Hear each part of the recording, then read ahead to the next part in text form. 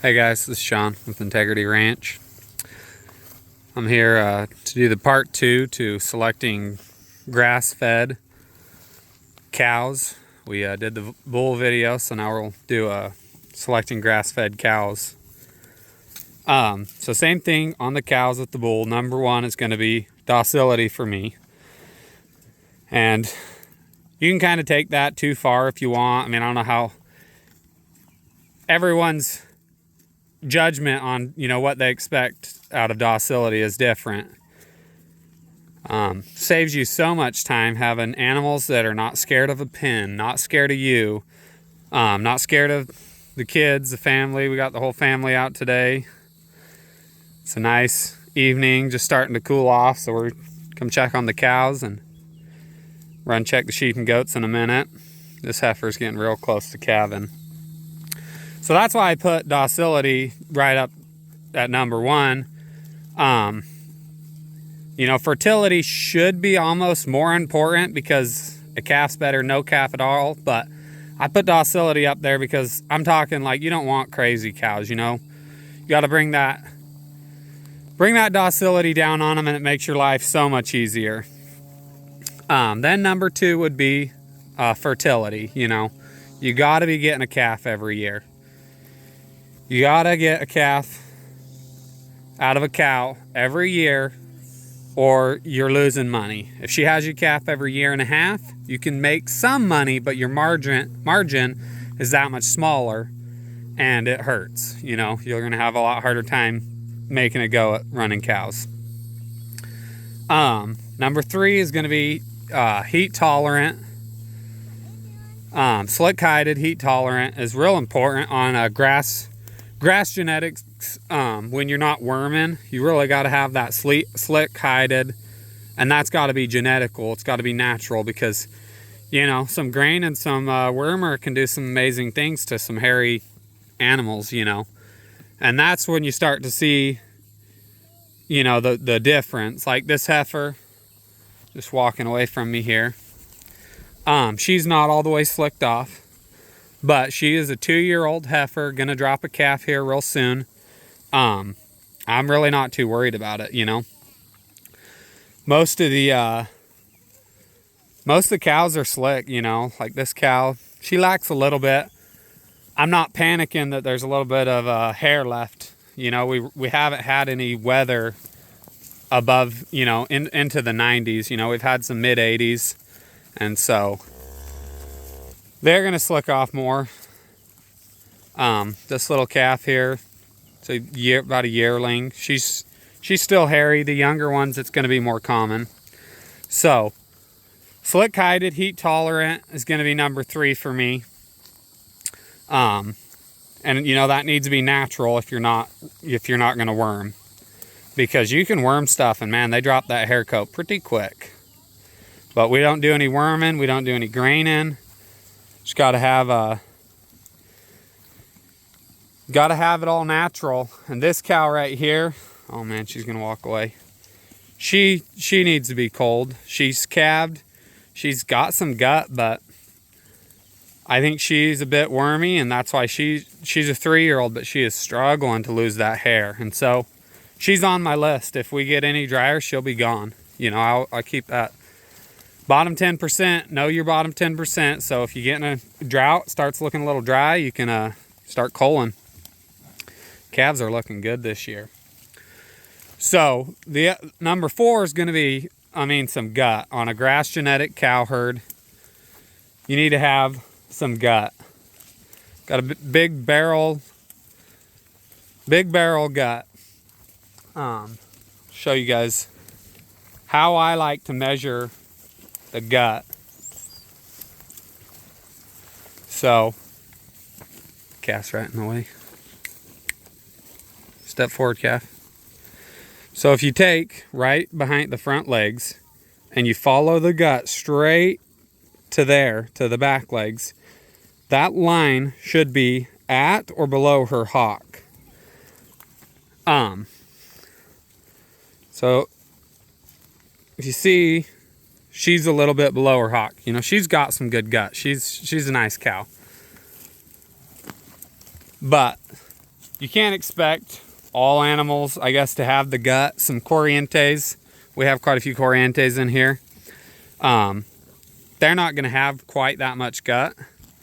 And so that's where breeding into the South Pole is really helping us get some gut on them. Even some of our Beefmaster cross heifers that we have, they've got a lot more gut than their moms. Like this little heifer here, that's a Beefmaster Corriente cross, and she's got a lot of gut there.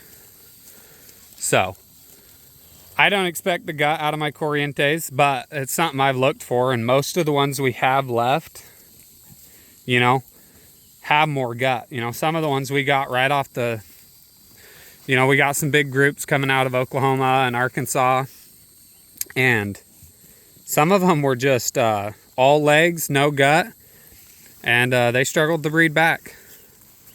And so it shows. You know, little gut pays off on your cows.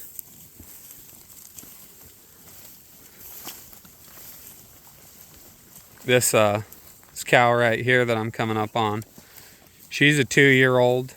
She's calved, and she's just holding that gut, you know. So she'll be the type can calve at 2 and rebreed to calve at 3, you know. All on grass, they can do it. We have cows that do, and we have cows that don't, and the ones that don't usually don't stick around too long. But you know, put the docility up there at number 1, because when you're working a town job, you really can't afford to be coming out here and getting a cowboy, doing this, that. And I can set up an electric lane and have these things into a kraal by myself, you know. Right now, maybe a little tough because the calves would just go under the electric, but, and he's really shaping up. It's a pretty nice calf. He's almost 2 months old. 308, he was born, shoot, the 9th of April, so April, May. Yeah, he'll be 2 months old here in a little bit. He's one of the oldest calves in here. We didn't start dropping calves until April, so we still got some coming, but we're about done. Makes it easier. You don't got so many to watch when you're moving in this tall brush pasture here. Lot of sumac in this pasture, and Sericea lesbedeza. We'll hopefully get the goats and sheep over here. This field has, this whole lease piece is a little hard because it doesn't connect our home to our home piece, and then it doesn't have any fencing for goats and sheep. So we'll have to set up all temporary to do that, but this field could really benefit from having the sheep and goats on it.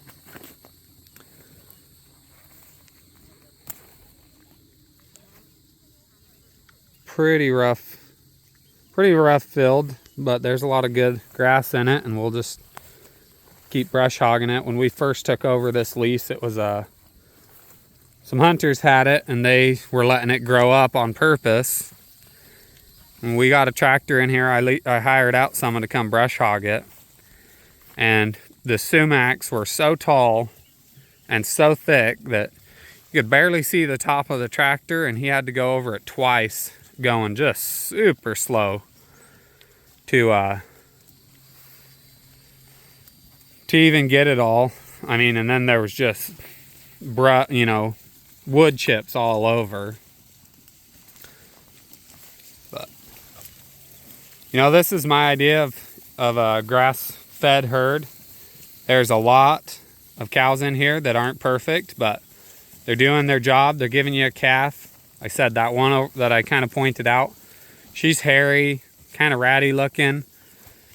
Looks like she's got worms to me, and she had a calf. She's paying the bills, but she's on the list, you know. This is a pretty nice little Corriente here. She probably got the most gut out of any of my Corrientes. You know, she has a calf. So that's not calf gut. Sometimes cows will have a gut and then they drop that calf and it goes away. She's pretty gutty corriente. She seems to do really well, so I think watching for some gut really pays off. But probably the biggest thing you can do is find a breeder, find someone running cows the way you want to run them, and go talk to them, check out their stuff, see what they got going, you know, pick their brain a little bit. If they're out there worming everything, then might not be the way you want to go. You know, they're graining, all these things that you want to get away from, you got to find someone doing that, and that's going to jumpstart the whole operation. So yeah, get to know the people you're buying your animals from a little bit. Really pays off. Hope this video was helpful, and hit that subscribe button if you would. Give us a thumbs up. We really appreciate it.